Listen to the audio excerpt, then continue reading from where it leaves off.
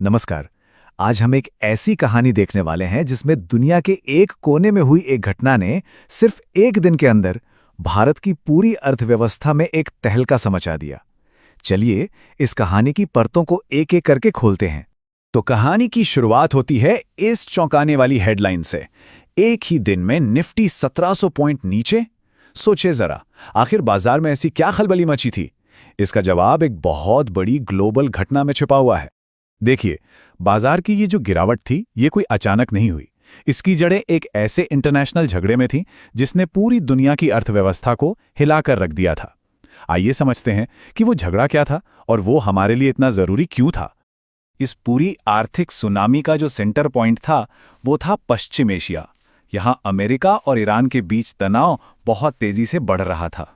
अब ये एक ऐसा जियोपॉलिटिकल टेंशन था जिसका असर हजारों मील दूर भारत में महसूस होना तय था। तो संकट की असल वजहें क्या थीं? देखिए, एक तो था अमेरिका ईरान के बीच जंग का खतरा। फिर हॉर्मुज़ जलडमरू मध्य, जो कि एक बहुत ज़रूरी समुद्री रास्ता है, वहाँ रुकावटें आ रही थीं।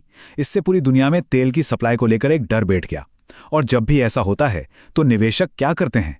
वो घबराकर अपना पैसा सुरक्षित जगहों पर लगाने लगते हैं।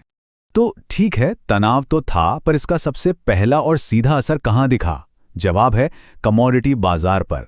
यह वो जगह है जहां दुनिया की नब्ज सबसे पहले पता चलती है। चलिए देखते हैं कि तेल और सोने की कीमतों पर इसका क्या और कैसा असर हुआ। यहां एक बड़ी ही मजेदार चीज हुई। एक तरफ तो तेल सप्लाई में रुकावट के डर से कीमतें 2% उछल गईं, वहीं दूसरी तरफ इस डर और अनिश्चितता के माहौल में सोने की मांग भी बढ़ गई, क्योंकि लोग इसे सेफ हेवन यानी एक सुरक्षित निवेश मानते हैं। मतलब एक ही डर ने दो अलग अलग चीजों की कीमतें बढ़ा दी।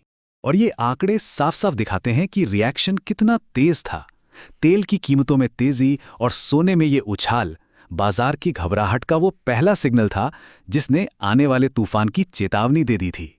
अच्छा, तो ये जो झटका कमोडिटी बाजार को लगा था, वो वहीं तक नहीं रुका। बहुत जल्दी ही इसकी गर्मी, इसकी तपिश शेयर बाजार तक भी पहुंच गई और अनिश्चितता का माहौल और भी गहराने लगा।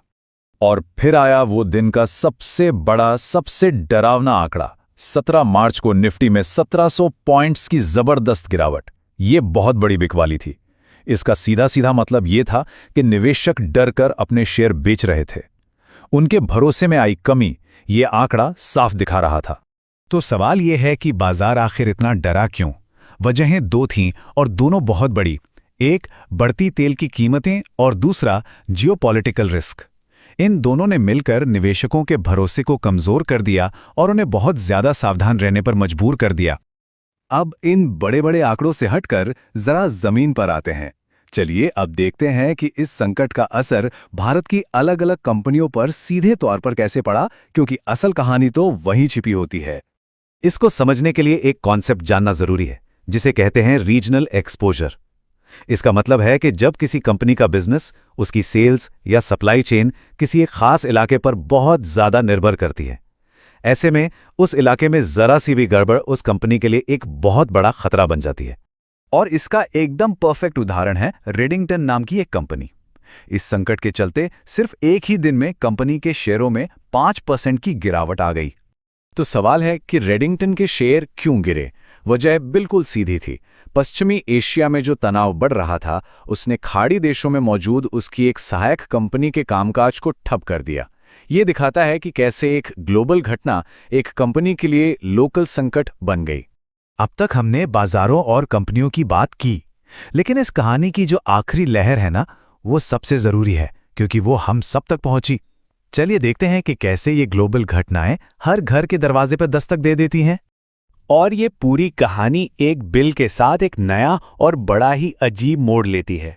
बेंगलोर के कैफे ने नींबू पानी के बिल पर 5% का गैस क्राइसिस चार्ज लगा दिया। ये बिल सोशल मीडिया पर वायरल हो गया और सब हैरान थे कि भाई, नींबू पानी का गैस संकट से क्या लेना देना। पर यह बात सिर्फ नींबू पानी की नहीं थी। ये तो एक बहुत बड़ी मुसीबत का सिर्फ एक छोटा सा इशारा था। देश भर में रसोई गैस यानी एलपीजी की भारी कमी होने लगी थी। और संकट कितना बड़ा था, इसका अंदाजा इन आंकड़ों से लगाइए। रसोई गैस की रोजाना की बुकिंग 55 लाख से बढ़कर सीधे 88 लाख हो गई। शहरों में गैस सिलेंडर के लिए 25 दिन तक का इंतजार करना पड़ रहा था और गांव में तो ये 45 दिनों तक पहुंच गया। बस फिर क्या था, लोगों में घबराहट फैल गई और पैनिक बाइंग शुरू हो गई। इस चार्ट में साफ दिखता है कि मांग में कितना जबरदस्त उछाल आया था। युद्ध से पहले और बाद की बुकिंग के आंकड़ों में जमीन आसमान का फर्क है। ये दिखाता है कि कैसे एक ग्लोबल घटना सीधे हर घर के किचन तक पहुंच गई। तो ये कहानी हमें एक बहुत बड़े सवाल पर लाकर छोड़ती है। एक घटना से उठी हुई लहर आखिर कितनी दूर तक का सफर तय कर सकती है?